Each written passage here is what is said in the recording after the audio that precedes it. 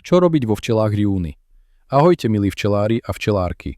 Vítajte pri ďalšej epizóde nášho včelárskeho podcastu. Dnes sa pozrieme na mesiac jún. Jún je pre včely aj pre včelára veľmi dôležitý a často sa mu hovorí aj medový mesiac. Ešte predtým však musím urobiť malú poznámku. Rady, ktoré počúvate v tejto sérii po jednotlivých mesiacoch, netreba brať ako izolované návody krok za krokom. Sú súčasťou širšieho celku. Ak hovorím, že treba pridať medník, vložiť medzi steny alebo urobiť odložence, predpokladám, že včelár pozná základný postup alebo si ho vie dohľadať v iných materiáloch. Tento mesačný prehľad má slúžiť hlavne na to, aby ste vedeli, čo je v danom období dôležité sledovať a na čo sa sústrediť. A teraz poďme na samotný jún. Jún je mesiac, kedy už nielen v nížinách, ale často aj v horských oblastiach prichádza čas medobrania.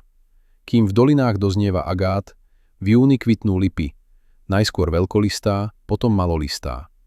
V niektorých rokoch sa pridá aj medovica, kvitnú maliny, objaví sa smreková medovica a množstvo ďalších rastlín.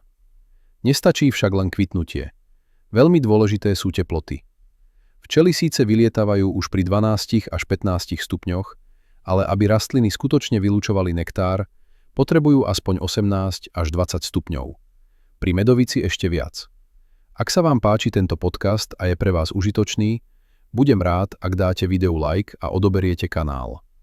Pomáha to, aby sa tieto informácie dostali k ďalším včelárom. Medobranie. V júni sa medníky postupne zaplňajú a včelár musí dávať pozor, aby včely nezačali ukladať med do plodiska. Ak sa to stane, matka nemá kde klásť a včelstvo sa dostáva do predrojového stavu. Odoberanie medu je síce obľúbené protirojové opatrenie, ale treba ho robiť s rozumom. To, že včely intenzívne lietajú napríklad na lipu, ešte neznamená, že medník je plný, alebo že je med zrelý. V júni by včelár nikdy nemal brať med z plodiska. Tento med často slúži ako rezerva na udržanie plynulého plodovania. Práve plynulosť plodovania v júni je dôležitá pre tvorbu zimnej generácie včiel v ďalších mesiacoch. Ak nemáte dostatok súší na pridanie ďalšieho medníka, je lepšie priebežne odoberať zaviečkované plásty z medníka, než zasahovať do plodiska. Med by sa mal vytáčať len vtedy, keď je zrelý. Odoberanie riedkeho medu a jeho následné umelé odvodňovanie sa dá považovať za falšovanie medu. Júnový med síce nekryštalizuje tak rýchlo ako jarný, ale pri skladovaní nad 25 stupňov rýchlo starne a rastie v ňom HMF. Otázka pre vás. Kedy zvyčajne robíte prvé júnové medobranie vy a podľa čoho sa rozhodujete, že je med zrelý? Odložence.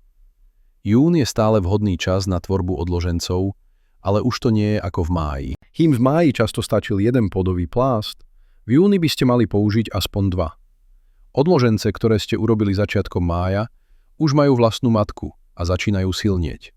V júni ich treba rozšíriť. Ak boli v malých plemenáčoch, je čas ich preložiť do plnohodnotného nadstavku a pridať medzi steny. Keď im dávame medzi steny, je vhodné ich aj prikrmovať, aby dobre stavali. Zároveň tým znížime tlak na lietavky a matka môže rýchlejšie klásť. Otázka pre vás.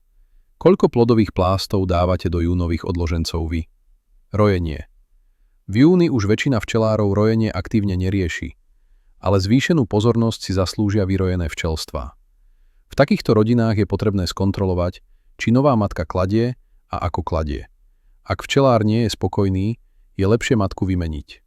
Treba si uvedomiť, že úspech oplodnenia novej matky závisí nielen od zásahov včelára, ale aj od počasia a podmienok v okolí v čase jej oplodňovacích preletov. Varoáza. Aj keď hlavný boj s klieštikom prichádza až koncom júla a v auguste, už v júni by mu mal včelár venovať pozornosť. Ak v júni chytíte roj, je vhodné ho ošetriť proti klieštikovi.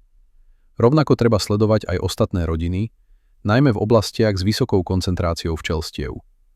Pri vyrezávaní stavebného rámika je dobré na viacerých miestach pôd odviečkovať a skontrolovať napadnutie. Užitočné je aj sledovanie prirodzeného spádu klieštika na podložke. Ak v júni spadne za 24 hodín menej ako 3 až 5 klieštikov, včelstvo by po úspešnom neskoršom preliečení nemalo byť ohrozené vo výchove zimnej generácie. Otázka pre vás. Sledujete v júni prirodzený spád klieštika, alebo sa mu začínate venovať až neskôr v lete? Záver. Jún je zlomový mesiac. Po slnovrate začne postupne klesať intenzita plodovania, slabne stavebný pud a včely začínajú viac zbierať peľ, propolis a vytvárať zásoby. Sú to prvé nenápadné kroky smerom k zime. A včelár by im mal v tomto období pomáhať rozumnými zásahmi, nie zbytočnými chybami. Ak sa vám tento podcast páčil, dajte mu like a odoberajte kanál, aby vám neunikli ďalšie diely série o včelárskom roku. Ďakujem za počúvanie a prajem vám úspešný a medový jún vo včelách.